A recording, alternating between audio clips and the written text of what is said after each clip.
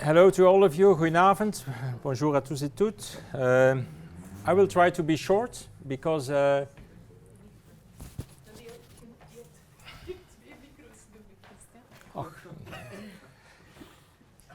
will try to be short because in fact my idea to be here was just to be here and to support the idea.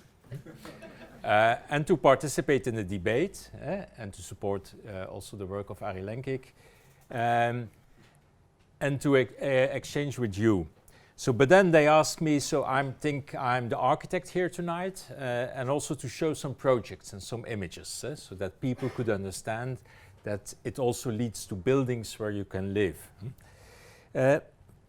Although, so I would like, for me as a Bouwmeester, you know, the Bouwmeester is a kind of specific function in Belgium and also in Brussels. So the idea, we Bouwmeesters, we work in an independent way, but we work for the government and with the administrations, with the public administrations, but in an independent way. The mission, the task is to improve the quality of all urban projects in Brussels. You think, if I say quality, you think perhaps in terms of architecture, aesthetic quality, that's one part. I would immediately add, no, it's also about integration in the urban tissue. It's about the relation with public space, with these kind of urbanistic issues. But of course, you should see quality of projects even at a larger scale. It's about improving quality of life in the city, and that includes social justice, accessibility to housing, aspects of climate change, and so on. So that's why I have 3 reasons to support the idea of cooperative housing. The first one is gemeenschapsvorming. So I'm supporting the idea of cooperative housing tonight, but more in general, I am insisting on other models than private ownership of the dwelling. And also other models of the traditional production of housing in Brussels, which is mostly indeed private controlled, is project development, where housing is considered to be a product and where housing is commodified. And then there is the public production of housing, which is in fact quite a small percentage of the total production. So there are 3 reasons. The first one is gemeenschapsvorming. So that's something that happens also in co-housing projects that might be privately owned but collectively owned. So the probability that you have a kind of common way of living is of course higher in these kind of economic models of production of housing. So that's one important thing. The second one is the development model. So that's what I explained. In fact, the first one is on the social level, the second one is on the financial level. So it's of course a way to work on the affordability of housing. So that's why I'm in favor of cooperative housing, I'm in favor of CLT, I'm in favor of Baugruppen, as in Germany, because in many ways it's a way to reduce the cost of development and the profit that goes with private development. You can cut that and do it yourself, or do it cheaper, or do it elsewhere.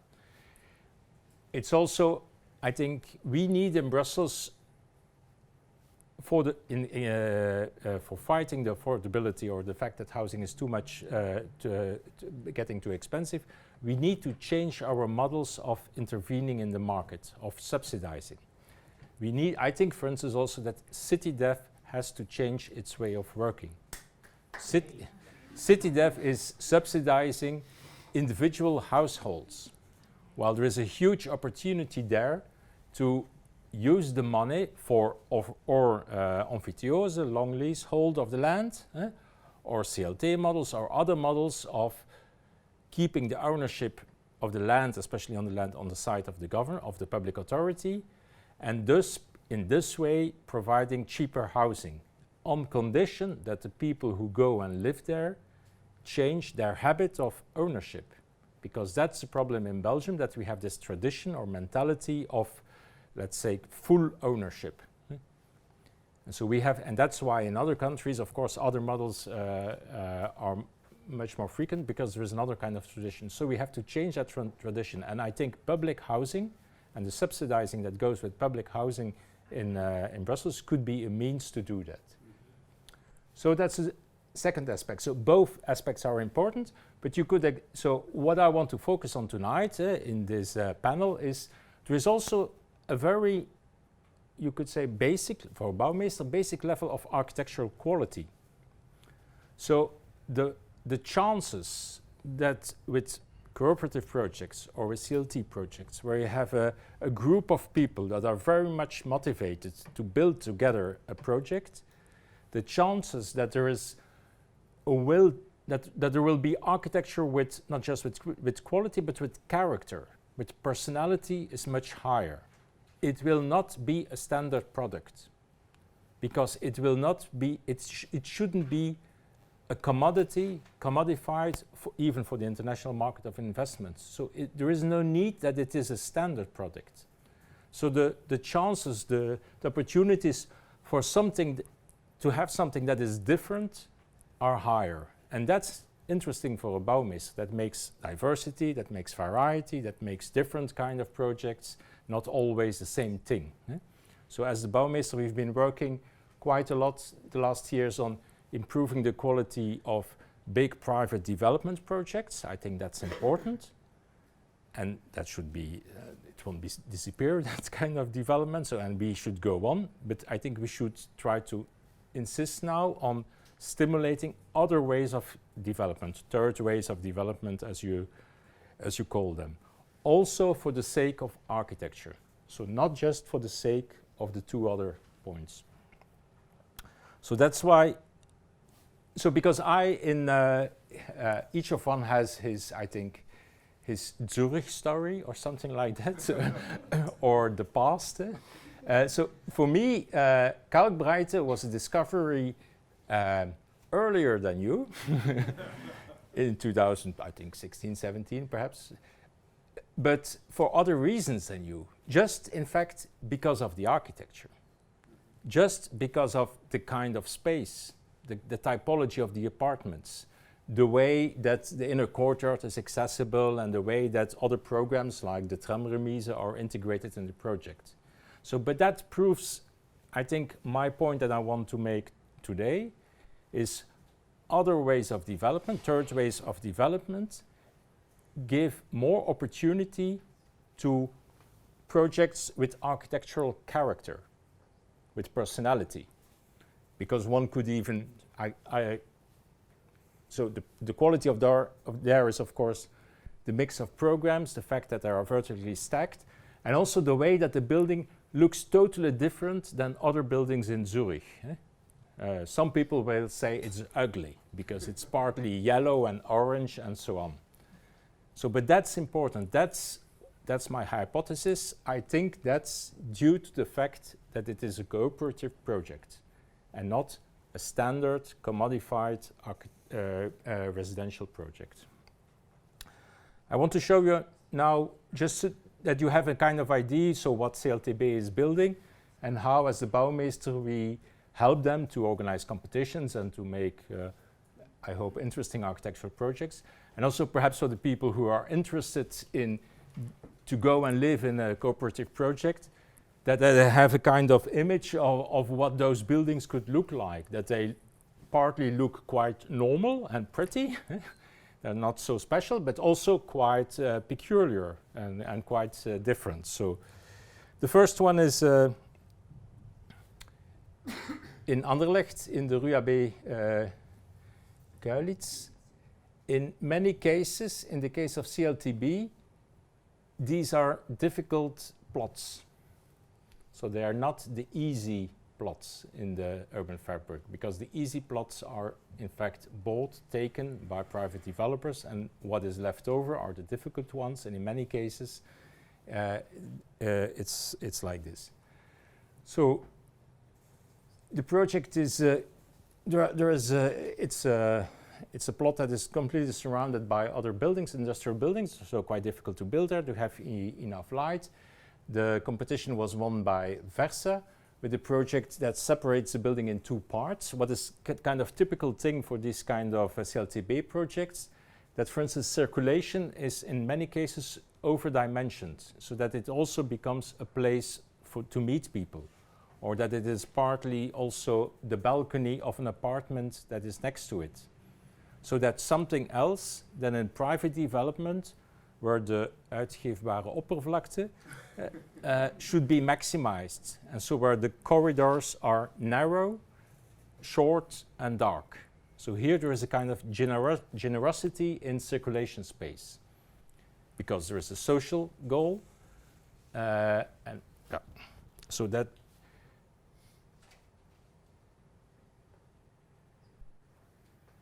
and that's what you see, for instance, in the middle. Perhaps I will take this one. So there is the staircase, and then there is the large landing that gives access to 2 apartments that is over-dimensioned. And each apartment has also its own private balcony on another side of the building. The exterior space, outside space, is partly accessible, but is certainly visible from the street, so that it helps to bring some air and green in the experience of the street. So this kind of engagement with the neighborhood, giving something back to the neighborhood, that's also very important in those projects. Those projects don't try to privatize completely the outside space. A second one is in the Chaussée d'Anvers, here in the Quartier Moisouy.